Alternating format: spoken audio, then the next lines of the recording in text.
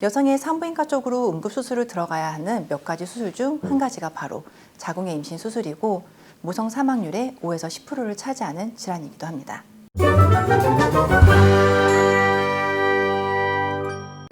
안녕하세요. 엄빠스쿨 안지연입니다. 오늘은 자궁의 임신에 대해 알아보도록 하겠습니다. 자궁의 임신은 난자와 정자가 만나 수정된 배아가 자궁강 안에 정상적으로 착상하지 못하고 나팔관이나 난소, 복강 내 자궁각, 자궁경부, 제왕절개 상처 등 비정상 위치에 착상하는 경우를 의미합니다. 나팔관에 위치하는 경우가 95% 정도로 가장 흔하고 드물게 다른 위치에서도 발견됩니다. 자궁의 경우는 신축성이 좋아 잘 커져서 만사까지 아이를 보호할 수 있는 것에 비해서 나팔관 같은 장기는 호두알 크기 정도만 넘어도 파열될 정도로 신축성이 떨어집니다. 장기가 파열될 경우 복통과 출혈로 여성이 위험할 수 있기 때문에 빠른 발견과 치료를 권장하고 있습니다. 여성의 산부인과 쪽으로 응급수술을 들어가야 하는 몇 가지 수술 중 한 가지가 바로 자궁의 임신 수술이고 모성 사망률의 5에서 10%를 차지하는 질환이기도 합니다. 그런 자궁의 임신의 발생 빈도가 생각보다 적지는 않은데요. 자궁의 임신은 전체 임신의 2% 정도를 차지하고 있습니다.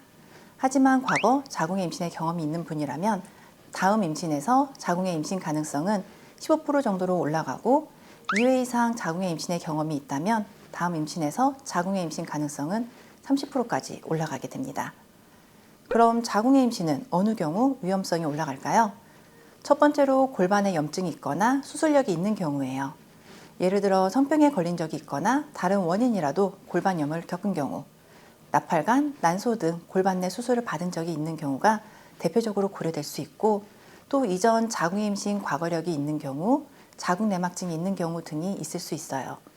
그 외에도 35세 이상의 고령이나 흡연자, 난임 과거력이나 시험관 같은 난임 시술, 자궁 내 피임 장치 등을 갖고 있는 경우에도 자궁의 임신 가능성이 올라가게 되죠.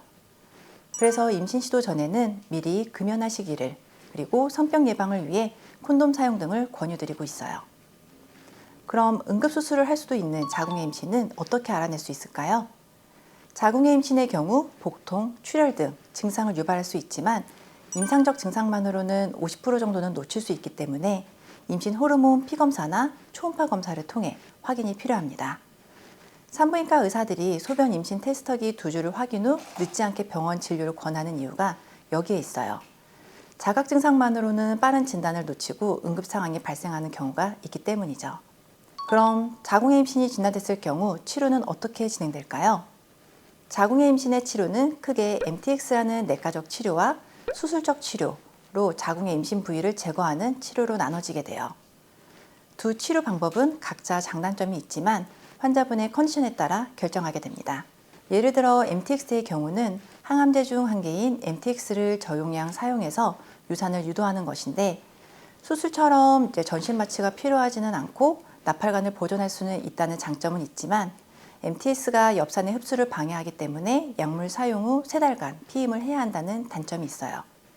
또한 MTX 치료를 진행했었어도 유산이 진행되지 않는다면 결국 수술적 치료까지 진행해야 하는 경우들도 생길 수 있어요. 그리고 MTX를 쓰기 위해서는 약을 감당할 수 있는 몸의 컨디션이어야 하고 자궁의 임신이 너무 진행해서 MTX를 쓰더라도 유산이 안 돼 수술까지 진행할 가능성이 적어야 해요. 예를 들어 이미 아기의 심박동이 뛰고 있다면 MTX로는 치료 가능성이 낮아 수술적 치료를 권유받게 되죠.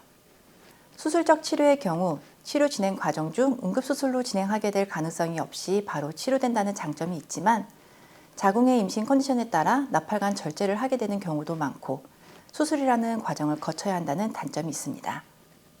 응급수술로 치료가 진행될 가능성을 낮추기 위해 자궁의 임신은 빨리 발견할 수 있도록 산부인과 의사들은 가능성이 있는 분들은 짧은 간격으로 진료를 진행하며 자세히 환자분의 컨디션을 확인하게 됩니다.